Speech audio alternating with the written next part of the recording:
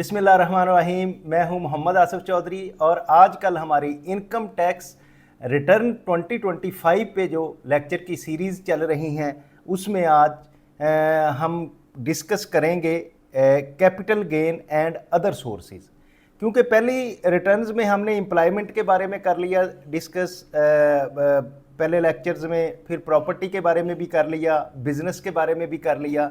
अब आ गया है capital gain and other sources कोई हैं तो उनको किस तरह से हमने ट्रीट करना है। तो एक व्यूअर का आया था क्वेश्चन के साथ, जो सैलरी इनकम है, सैलरी में जो मेडिकल का अलाउंस एग्जेम्प्ट होता है अगर 10%, तो वो उसकी ट्रीटमेंट आपने नहीं बताई। तो थैंक यू जनाब, आपने रिमाइंड करवाया। तो उसकी ट्रीटमेंट ये है कि जब आप इधर पे एंड वेजेस का पूरा लिखेंगे, उसकी जितना आपको मेडिकल अलाउंस मिला है, मेडिकल अलाउंस क्योंकि एग्जेम्प्ट होता है तो वो आप इस एग्जेम्प्ट में लिखेंगे। जब एग्जेम्प्ट में लिखेंगे तो आपकी जो टैक्सेबल बाकी बचेगी वो कम हो जाएगी, जाहिर है, जितना आपका मेडिकल अलाउंस है। लेकिन वो मेडिकल अलाउंस आपको उधर मिल रहा हो तो फिर आपने क्लेम करना है। अगर नहीं मिल रहा, लमसम में है, तो फिर नहीं आप क्लेम कर सकते। लें जी, आगे हम आगे हैं कैपिटल गेन में। तो कैपिटल गेन की क्या सिचुएशन होती है, आप इसको करेंगे तो कैपिटल गेन आपके पास दो चीज़ें हो सकती हैं कि कैपिटल गेन आपका शॉर्ट टर्म हो सकता है, लॉन्ग टर्म हो सकता है। शॉर्ट टर्म कैसा होगा कि जो आपने इस साल के अंदर अंदर गेन किया। लॉन्ग टर्म वो है जो आफ्टर अ ईयर आपने किया। जैसे कि कैपिटल गेन की हम बात करते हैं तो इधर आप एक तो लमसम इधर आ जाएगा जितना आपने गेन किया है और या लॉस हुआ है। तो अगर वो आपका फाइनल टैक्स, जैसे कि हमारा प्रॉपर्टी और सिक्योरिटीज़ में कैपिटल गेन पे टैक्स कट जाता है फाइनल एंड फिक्स में, वो भी मैं आपको अभी बताऊंगा कि कैसे कैपिटल गेन उधर कटता है। तो वो आपने, अगर आपका टैक्स उस पर फाइनल हो गया है तो आपने कैपिटल गेन इधर मेंशन करेंगे। सपोज आपको 25 लाख जो है वो कैपिटल गेन आया, आप उसको 25 लाख करेंगे तो ये अगर तो उस पर फाइनल टैक्स आपने नहीं दिया देन आपका ये टैक्सेबल हो जाएगा। आप इसको जब कंप्यूटेशन में जाके देखेंगे तो आपका ये टैक्सेबल आ रहा होगा कैपिटल गेन में और इस पे टैक्स कैलकुलेट हो जाएगा। ठीक है, तो ये देखें जो कल पेड बन रहा था थोड़ा, वो टैक्स पेड ज़्यादा बन गया। लेकिन अगर आप का ये फाइनल एंड फिक्स टैक्स में हो रहा है, वो कैसे भला, मैं आपको बताता हूँ कि अगर हम फाइनल एंड फिक्स में जाएं तो कैपिटल गेन आपका आता है उस पे जो प्रॉपर्टी पे, ये देखें इधर से कैपिटल गेन के आपकी इमूवेबल प्रॉपर्टी का प्रोसेस शुरू हो जाता है।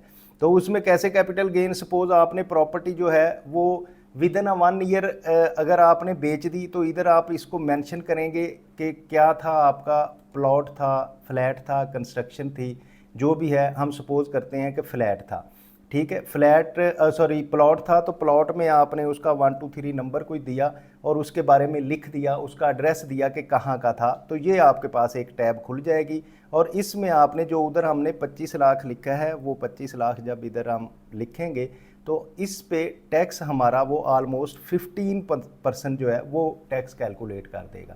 क्यों 15%? क्योंकि हमने विद इन अ ईयर की बात की है।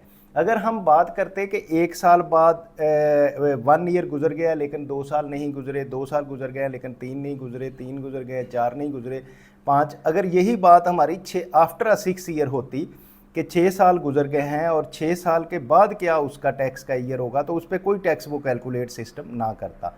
ये देखें जैसे कि हमने प्लॉट लिया और इस पर 1 2 3 नंबर लिखा, तो अब ये where the holding period exceed आपका कर गया 6 ईयर, तो इसको आप जब 2.5 मिलियन अपना लिखेंगे तो उसमें सिस्टम आपका कोई टैक्स कैलकुलेट नहीं करेगा। अब ये हुआ कि इसका टैक्स जो है वो फाइनल टैक्स में क्योंकि कैलकुलेट हो गया, आपने टैक्स पे कर दिया। अगर फर्ज किया पहले साल में होता, दूसरे तीसरे में होता, तो टैक्स इधर कैलकुलेट होके पे हो जाना था। तो फिर आपने कैपिटल गेन में इसको इधर फाइनल में लिख देना था कि ये जी टैक्स इस पे मैंने पे कर दिया है और आपका टैक्स पे हो गया है। तो इसको कैलकुलेट करते तो अब ये टैक्सेबल नहीं बनेगा। ये देखें आपका ये टैक्सेबल इधर ज़ीरो आ गया और जब कंपटीशन में आप जाएंगे तो कंपटीशन में भी देखेंगे कि इस 25 लाख पे टैक्स नहीं कैलकुलेट हो रहा, वो जो आपका 22 लाख कुछ हो गया था वो कम हो के एज इट इज़ वापस आ गया है। तो तो ये है अपना इसका कैपिटल गेन की ट्रीटमेंट। अब कैपिटल गेन में आपके दो तरह के, जैसे मैंने बताया कि लॉन्ग टर्म और शॉर्ट टर्म होंगे। अब गेन कैसे होता है, आपने एक प्लाट लिया 1 करोड़ रुपए का, उसको आपने बेच दिया 1.5 करोड़ रुपए का, तो आपको गेन हो गया 50 लाख रुपया। लेकिन यह है कि कुछ एक्सपेंसेस भी हो सकता है आपके उस पे आए, तो वो भी निकाल के बाकी जो गेन होगा ये होगा कंसिडरेशन रिसीव्ड, के आपने जो पैसे रिसीव किए थे टोटल वो कितने हैं और उस पे कॉस्ट कितनी आई है।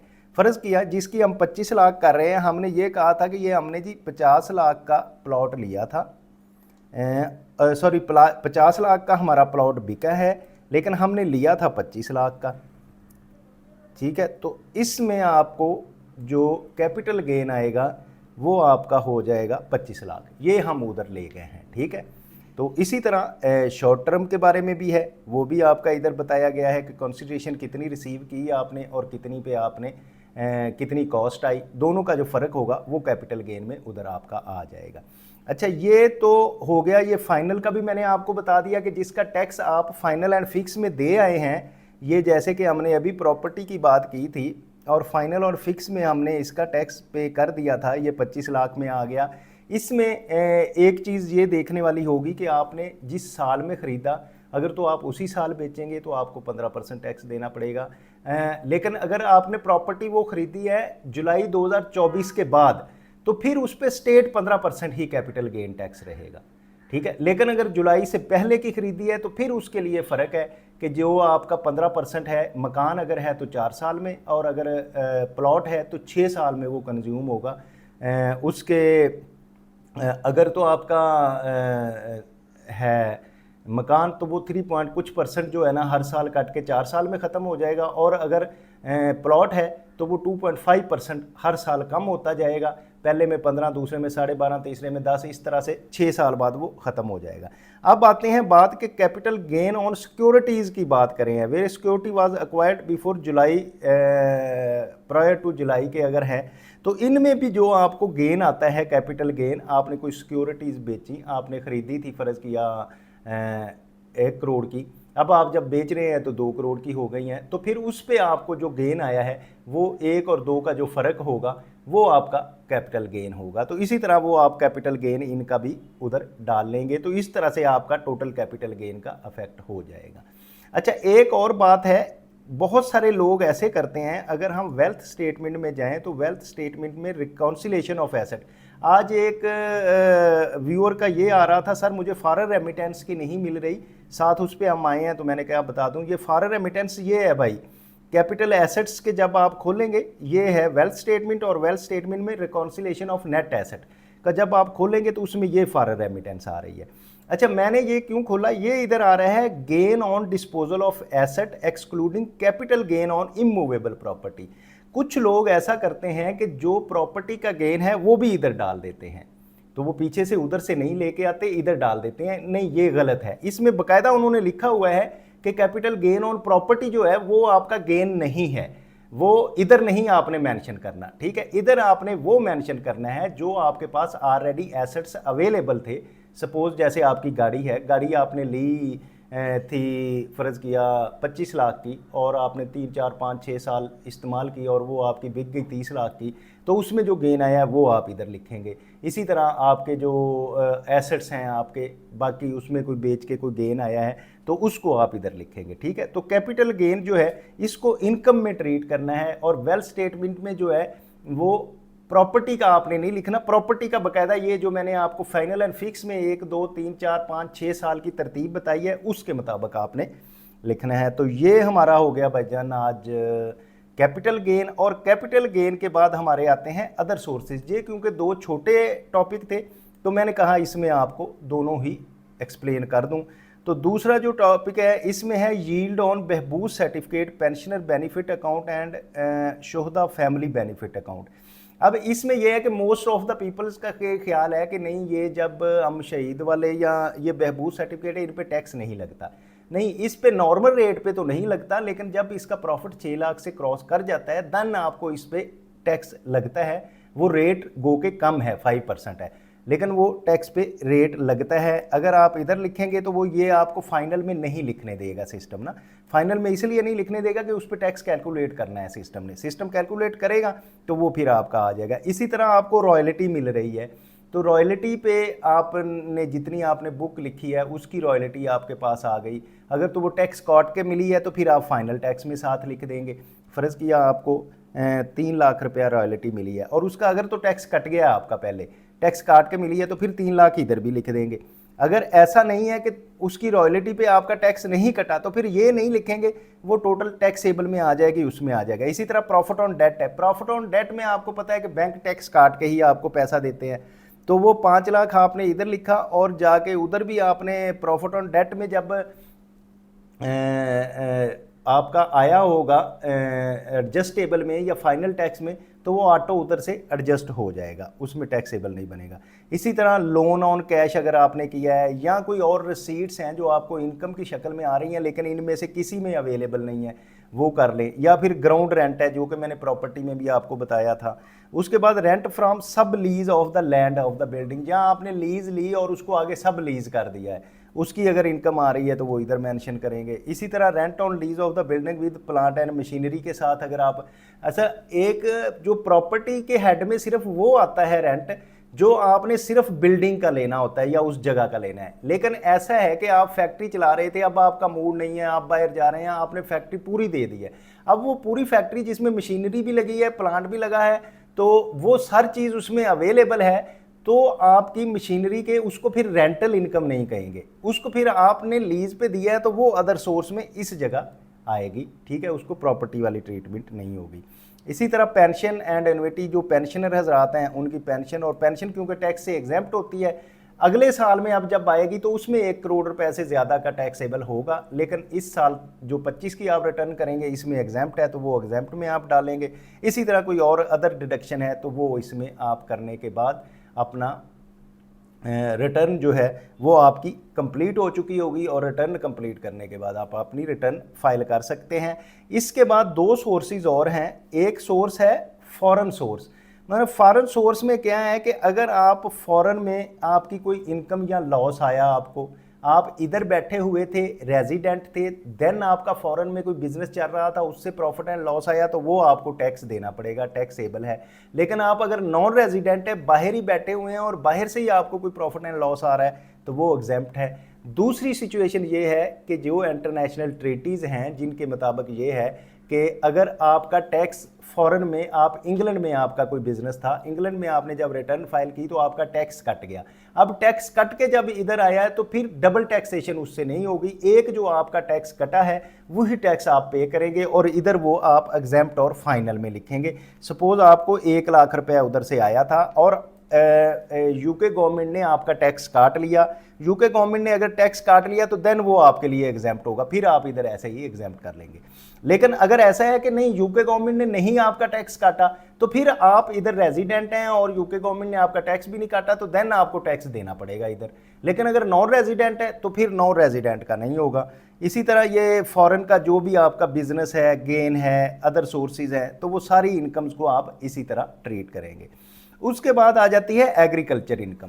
अब अगर हम एग्रीकल्चर इनकम की बात करें, एग्रीकल्चर इनकम जो है ये बेसिकली ऐसी इनकम है जो इनकम टैक्स ऑर्डिनेंस 2001 के तहत वो एग्जेम्प्ट इनकम है, ठीक है, इनकम टैक्स ऑर्डिनेंस 2001। अब ये बात आप ज़हन में रख लें, इनकम टैक्स ऑर्डिनेंस 2001 के तहत एग्जेम्प्ट इनकम है, लेकिन जो प्रोविंसेस हैं, प्रोविंसेस में उस पर टैक्स कैलकुलेट होता है। मेरी एक वीडियो भी है जिस पे किसानों पे और टैक्स लग गया या जो एग्रीकल्चर पे टैक्स लगा, वो मैंने उसमें सारी डिटेल बताई है जिसमें काफ़ी रेट बढ़ गया है।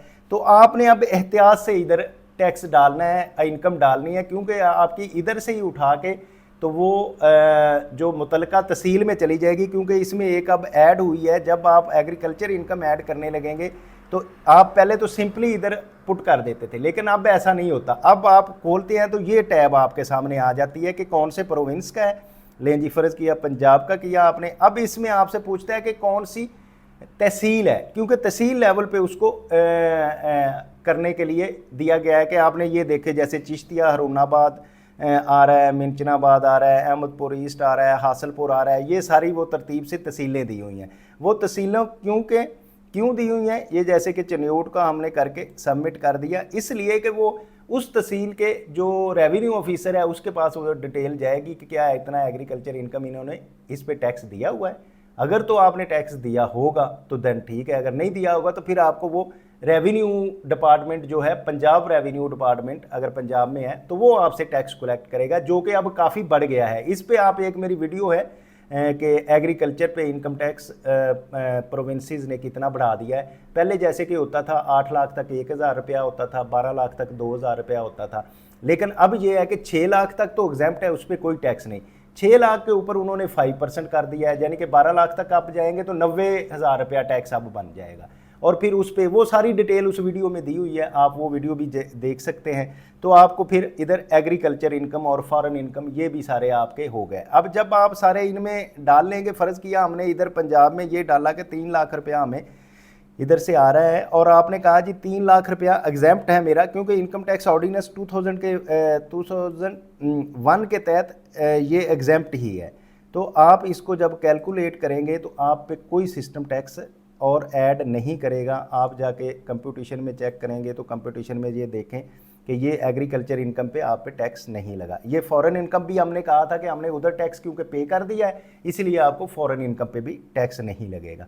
तो ये थी रिटर्न की। इसमें सारे आपके सोर्सेज जैसे कि सैलरी, प्रॉपर्टी, बिजनेस, गेन, ये सारे आपके इधर आ जाएंगे। उन पे जो टैक्स बन रहा होगा इधर टैक्स आ जाएगा।